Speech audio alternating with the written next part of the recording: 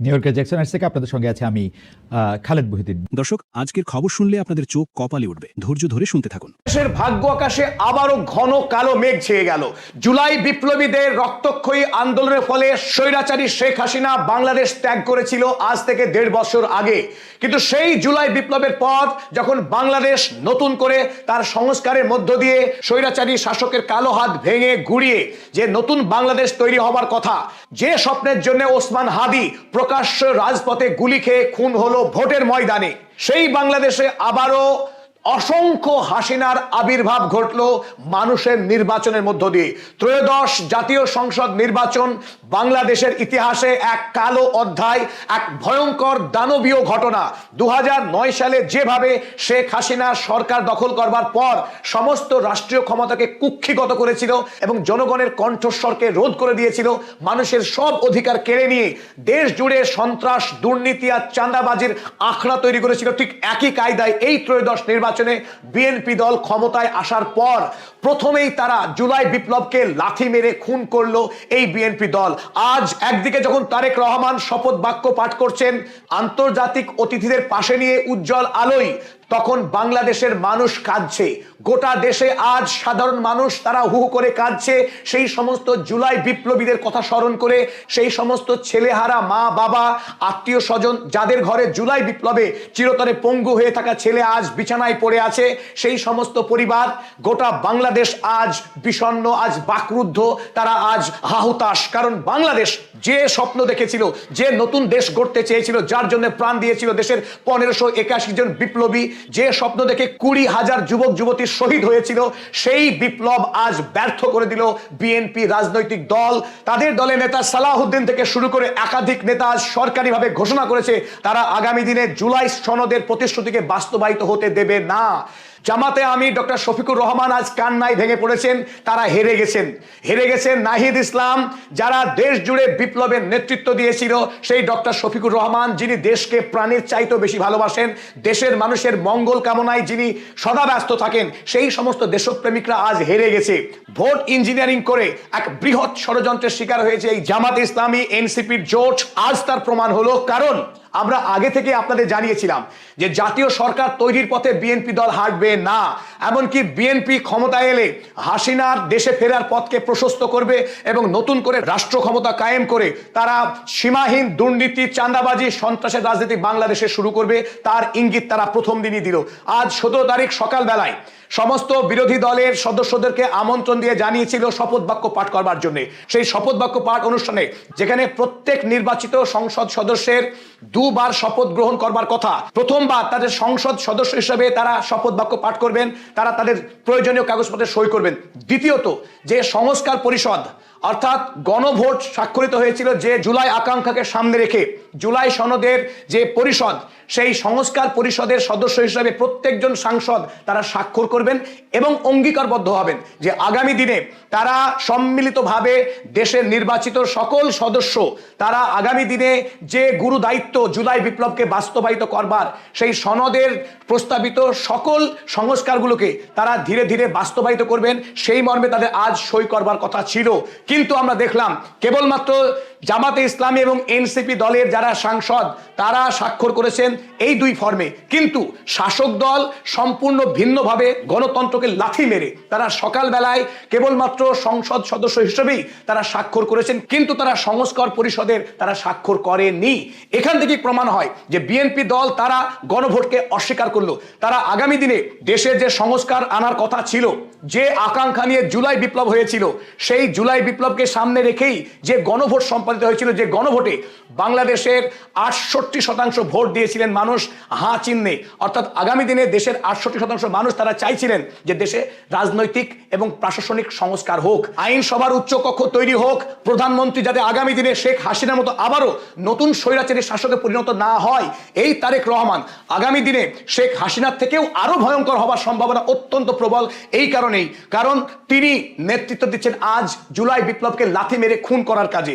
এই তারেক রহমানের যে সঙ্গী যে দৌড় সালাউদ্দিন, যে ভয়ঙ্কর সালাউদ্দিন, ইতিমধ্যেই যার নাম কুখ্যাত হয়ে আছে বাংলাদেশে একাধিক বেআইনি কাজ করায়, সেই সালাউদ্দিন এবং মির্জা ফখরুল ইসলামের মতো মানুষ যারা সরাসরি ঘোষণা করেছেন তারা গণভোট মানবেন না, তারা গণভোট মানছেন না। আজকে দ্য বিজনেস স্ট্যান্ডার্ড কাগজে বাংলাদেশে প্রকাশিত হয়েছে, BNP MPs won't take oath as members of Constitutional Reform Council. Salahuddin গর্বের সঙ্গে বলেছেন যে সংস্কার পরিষদ তৈরি হয়েছে, সেই পরিষদে তারা সদস্যপদ গ্রহণ করবে না। এত বড় সাহস এই সালাউদ্দিনের যে তিনি অস্বীকার করেন, তিনি অপমান করেন জুলাই বিপ্লবীদের।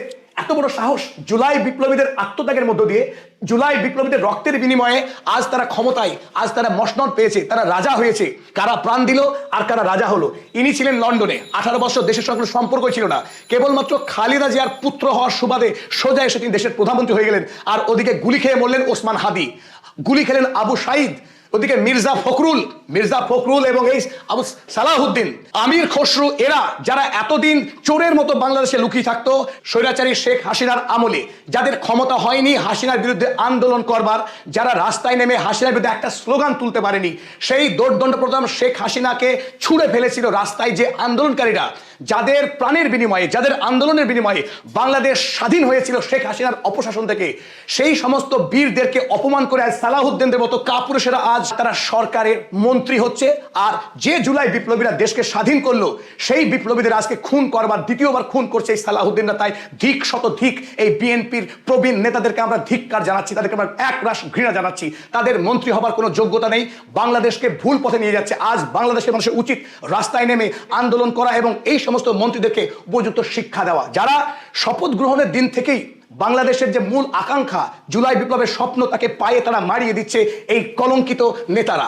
এই নেতাদের বিরুদ্ধে যদি আজ বাংলাদেশের মানুষ গর্জে না ওঠে, বাংলাদেশকে বিক্রি করার সমস্ত ষড়যন্ত্র তৈরি করেছে এই মন্ত্রিসভা। তাই এই মন্ত্রিসভার বিরুদ্ধে বাংলাদেশের আজ থেকে উচিত রাস্তায় নামা, জামাতে ইসলামের উচিত আজ থেকে আন্দোলন শুরু করা, কোনো অপেক্ষা করা নয়। যদি অপেক্ষা করা হয় বাংলাদেশকে আরো ভুল পথে নিয়ে যাওয়া হবে, অনেক দেরি হয়ে যাবে। তাই প্রথম দিন মর্নিং শোজ দ্য ডে, আজ শপথ গ্রহণের দিন দেখিয়ে দিল যে বিএনপি দল কত ভয়ঙ্কর কুচক্রী এবং তারা কত বড় স্বৈরাচারী হতে পারে।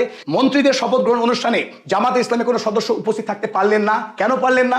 এই কারণেই জামাতে আমির তিনি জানিয়েছেন তারা এই অপমানকে সহ্য করতে পারেনি, জুলাই বিপ্লবীদেরকে অপমান তারা মেনে নিতে পারছেন না। তাই তারা চাইলেও আজ উপস্থিত থাকতে পারলেন না মন্ত্রিসভার শপথ গ্রহণ অনুষ্ঠানে। তাই বাংলাদেশ যে তিমিরে ছিল সেই তিমিরেই ফিরে গেল, বিপ্লব মিথ্যা হয়ে গেল, ভোট মিথ্যা হয়ে গেল। বাংলাদেশ 2026 সালে এসে এই গণভোটের মাধ্যমে আবারও 2009 সালে ফিরে গেল। এটা অত্যন্ত মর্মান্তিক, অত্যন্ত দুঃখজনক। তাই বাংলাদেশের কপালে কত দুর্ভাগ্য লেখা ছিল, সেই দুর্ভাগ্য নতুন করে স্পষ্ট হয়ে উঠছে। আজ আমরা অত্যন্ত ব্যথিত, পদাতিক পরিবারের পক্ষে আমরা হতাশ, আমরা দুঃখিত। আমরা কয়েকটি সংবাদ প্রকাশ করেছিলাম, আগে থেকে জানিয়েছিলাম আশঙ্কা আছে বিএনপি দলের স্বৈরাচার করার। আমরা আগেই আশঙ্কা প্রকাশ করেছিলাম যে বিএনপি দল তারা আওয়ামী লীগের থেকে, শেখ হাসিনা থেকে কোনো অংশে ভালো হতে যাচ্ছে না, কারণ এটা একটি পরিবারতান্ত্রিক দল এবং এই দলে কিছু ভয়ঙ্কর প্রবীণ নেতা আছে যাদের মধ্যে আগ্রাসী লালসা আছে, ক্ষমতাকে কুক্ষিগত করার এবং রাষ্ট্রীয় সম্পদকে তছনছ করার পুরনো ইতিহাস আছে। তাদের হাতে যদি রাষ্ট্রীয় ক্ষমতা আসে, তারা কখনোই দেশের এবং দশের ভালো করতে পারে না। তাদের ভেতরে ভয়ঙ্কর প্রাণী বসবাস করে, আর সেই প্রাণী, সেই জানোয়ার, সেই জান্তব সত্তা আজ জাগ্রত হয়েছে। তারা ইতিমধ্যেই তাদের অকাট, তাদের যে চরিত্র সেটা প্রকাশ করতে শুরু করেছে এবং আজ 17 ফেব্রুয়ারি বাংলাদেশের ইতিহাসের জন্য এটা একটা কালো দিন হিসেবে সূচিত হয়ে থাকবে, এটা আমাদের দৃঢ় বিশ্বাস। এবং ভারতে প্রকাশিত সবচাইতে নির্ভরযোগ্য ইংরেজি কাগজ দ্য হিন্দু, তারাও কোট করেছে একই কথা যে BNP members sworn in as MPs, party says they will not take oath for changing existing constitution. বর্তমানে বাংলাদেশে শেখ হাসিনার চালু করা যে সংবিধান রয়েছে, যে কাঠামো রয়েছে, যে কাঠামোতে শেখ হাসিনা দানব হয়ে উঠেছিলেন, সেই কাঠামো পরিবর্তন করতে চায় না বিএনপি দল। তারা একই কাঠামোয় থেকে অনন্তকাল জুড়ে বাংলাদেশে তারা রাজতান্ত্রিক শাসন তারা কায়েম করতে চাইছে, গণতন্ত্রকে খুন করতে চাইছে। তাই আজকের দিন যেটা বাংলাদেশের জন্য পরিবর্তনের একটি দিন হিসেবে সূচিত হয়ে থাকতে পারত, কিন্তু সেই দিন পরিবর্তন না হয়ে 2009 সালে বাংলাদেশ ফিরে গেল।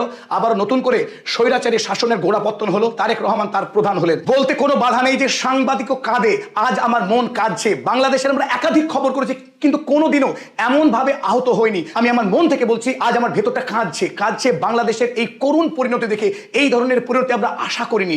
নতুন একটি দল তারা ক্ষমতায় এলো, দেশকে পরিচালনা করবে, এখানে কারোর নেগেটিভ বলার কিছু ছিল না। কিন্তু যেভাবে যে পরিস্থিতিতে মোড় নিচ্ছে বাংলাদেশ, সেটা অত্যন্ত মর্মান্তিক, অত্যন্ত দুঃখজনক। তাই ভেতর থেকেই বলছি, আমরা দুঃখিত, আমরা ব্যথিত। একরাশ হতাশা এবং একরাশ ক্ষোভ নিয়ে আপনাদের চিন্তিত মতামত চেয়ে আমাদের এই ভিডিও শেষ করলাম।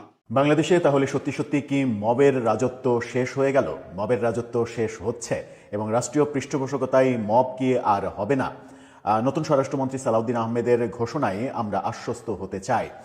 কি বললেন নতুন স্বরাষ্ট্রমন্ত্রী সালাউদ্দিন আহমেদ মব নিয়ে? সাথে তার এই বক্তব্যকে কেন্দ্র করে বেশ কিছু ভিন্ন ধারার ফটোকার্ডও সামাজিক যোগাযোগ মাধ্যমে ছড়িয়ে পড়ল কেন? এই মবের ঘটনায় কি এ যাবৎ পর্যন্ত গত 1.5 বছরে যত মব হয়েছে, সেই মবের শিকার যারা হয়েছেন তারা কি এখন মামলা করতে পারবেন? তারা কি বিচার পাবেন? অনেকগুলো প্রশ্ন সামনে এসেছে। জেনে দেখি, তাহলে বোধহয় সব আলোচনার আপাতত একটা অবসান হবে। থাকবেন পলিটিক্স টিভি।